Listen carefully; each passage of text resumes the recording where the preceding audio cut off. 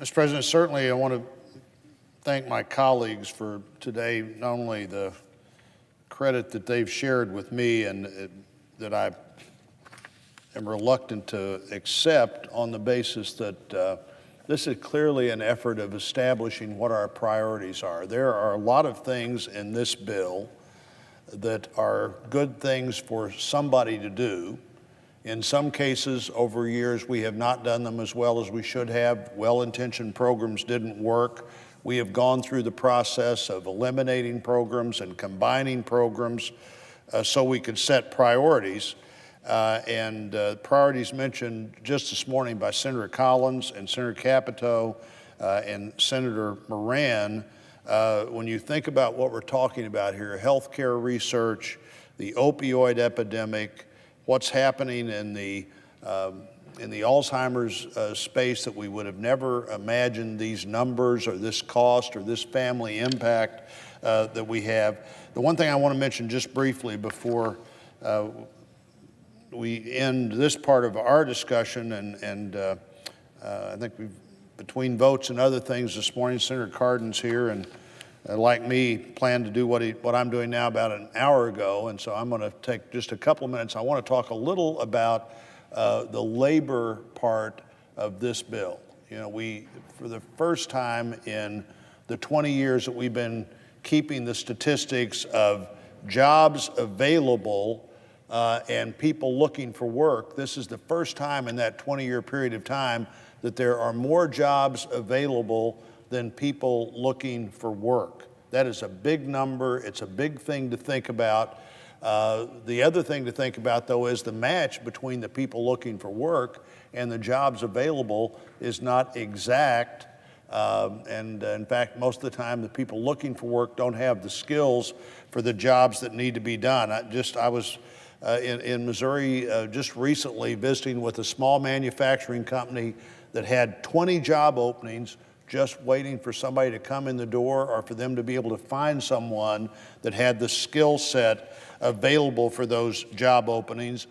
What do we do to do a better job of combining the skills people need with the jobs that are out there or the jobs that will be out there? The apprenticeship programs in this bill that Senator Murray and I have particularly been focused on with Secretary Acosta, give people new ways to get ready for work. They create some new ways for partnering between people already on the workforce and someone they can mentor and apprentice. We're looking at the Pell Grant area of ways that the post-high school Pell Grant can be used in different ways that allow not just traditional college programs, but various kinds of certified programs, certificated programs that allow people to go to work in areas like there are high demands like right now: construction, energy,